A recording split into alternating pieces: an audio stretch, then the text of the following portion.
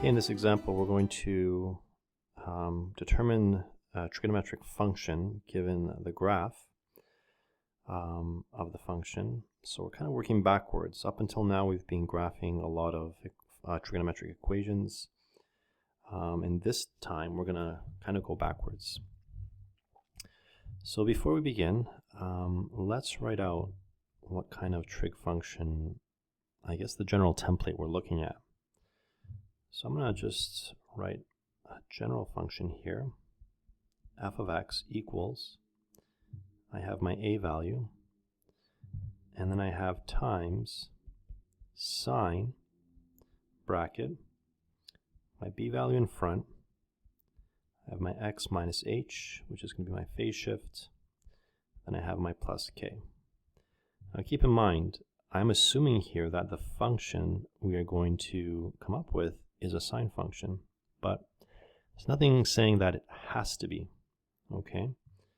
In fact, my function could also be of the form just like this, but instead of sine, I could have cosine and still get a function that generates the graph that I see over to my left. So let's start by, I guess, identifying some properties which are pretty obvious. Zooming in here, for example, my period, well, that's just the length of one cycle. It looks like it goes from 0 all the way to 180. So my period is going to be 180 degrees. What else do I have? My amplitude. So if I draw a line through the middle, the distance from the middle to the top, well, that's going to be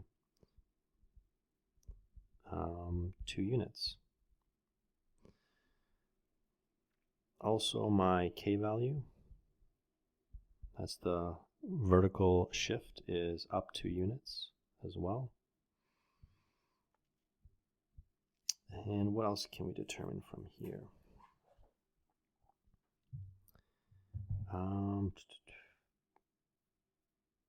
Okay, I think the shift, that's what we're going to look at that a bit more carefully. So assuming that we're going with a sine function, my equation is going to look something like this. So I'm going to have f of x equals, now a in this case is my amplitude, so I'm going to have 2 times sine, open bracket, my k value, my b value is the number that I divide into 360 to get my period. So I don't know if you recall, but my b is going to be 360 divided by 180, which will be 2. So I'll get 2 there. And then I'll get x minus h. Okay, the phase shift I'm going to leave for now. And then I have a plus 2 because everything's been shifted up 2 units. Okay, remember this is the middle. It's been shifted up by 2. Okay, so it looks like we're on the right path. We pretty much have our sine function, except that, well, the question is, what's the phase shift? Has this graph moved at all? And that kind of depends on what trig function you're starting off with. So over to my right-hand side over here, I have 4 graphs, and I'm going to go over them carefully with you, indicating kind of what they represent. And they kind of shed light on, what is my original function, and when it's shifted, what happens to kind of the starting point, okay? So what do I mean by that? So let's go over here. So this is a sine function. Okay, this is just sine. This is just sine of x. And if I were to shift sine left or right, okay, I would be basically taking this graph here and moving it this way or that way, right or left. Okay. Now if I moved it this way, let's say up to there, that would be a phase shift of 45 degrees to the right. In other words, my h value in my equation would be negative 45. If I were to have taken the function this way, it would be plus 45. Over here, I have what a cosine function looks like. Okay, which is starts at the top, goes down, then comes back up. If I were to shift this 45 to the right, I'd have a plus 45, negative 45. If I were to shift it 45 to the left, I would have a plus 45. Here is sine again, but it's negative sine x. In other words, it's the original sine, which goes like this. No, my bad. This is not sine. This is actually cosine, negative cosine. So this is negative cosine x, which, as you can see from the above, it's just the original graph, but reflected in the line in the x-axis. Okay, so it's this, but reflected. And again, depending on what equation you're using, you can determine what the shift left to right is going to be. Finally, we have negative sine. It's going to be negative sine here. The original goes like this.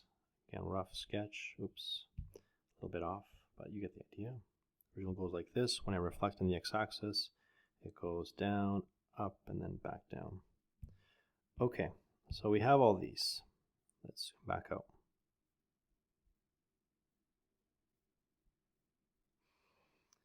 And I am using a sine equation, as you can see over here, which means the graph I'm going to be transforming is this guy up here. So where does the sine start in the graph that we are initially trying to, come up with an equation? Well, over here, okay, that'll be your shift, so to speak, of your graph. Remember, this is sine. It goes up, then down, then up. That would be kind of the initial point. So think of your graph starting here. All those other transformations are intact, and then moving over to the right by, what was that, 45 degrees. So our phase shift in this case will be minus 45. So in my equation, I'm going to have f of x equals 2 sine 2, open bracket, x minus 45, because I'm moving 45 degrees to the right, close square bracket, close, plus 2. And that is one equation which models this sinusoidal graph. Now what if I had gone with, say, the negative one down here? Okay, well, it's still sine, okay, but instead of going up first, it will go down. So our graph will go from the middle down, back to the middle, back to the top, and back to the middle again. In other words, think of your negative sine graph having been moved from here back 45 degrees. Okay, so I'm going to take a copy of this. And remember, because it is a negative sign, I have to reflect that in the sign over here for 2. And instead of going positive 45, negative 45, I'm going to have a plus 45, because that means I'm moving to the left-hand side. And so this will represent the equation as well. This here. So you have two ways right now. One is with a positive sign, one is with a negative sign. And they both represent the same equation. And if you need confirmation, you can always graph that in Desmos. Now let's look at the cosine. By the way, the period, the amplitude, the b value, all of these they remain the same. They don't change in cosine. The only thing that is different is the phase shifts. So I'm going to take my function again, f of x equals 2. This I'm going to have times cos 2 bracket x minus h, close bracket, plus 2. And let's take a look at the first scenario where I have cosine, the original, just cos x. So it starts from the top, goes to the bottom, goes back to the top. Now where does that happen in my original graph? Well, my top point happens over here at 90, 4. Then it will go down. If I were to continue this, it would go back up again. So my graph is something that goes from here over to the right. If we're looking at cosine, okay, remember cosine starts at the top, comes down, middle back to the top again, and moving over to the right. So that is going to be reflected in my equation, f of x equals 2 cos 2 bracket x. And in this case, we are moving to the right 90 degrees. So I'm going to have minus 90 plus 2. And that's our cosine with a positive cosine x. Last one we have is for negative cosine, which will be f of x equals negative 2, okay, because I'm doing the negative cosine. Cosine 2x, I'll leave that blank for now, plus 2. So that is this guy over here. And in this case, what's happening to the negative cosine graph? So where does negative cosine start over here? Well, remember, it starts from the bottom, then goes up. So it starts from here, goes up, and then comes back down again.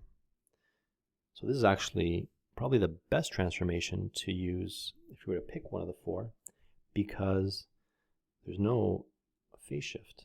You see, this is the original graph, and it is not moving left nor right.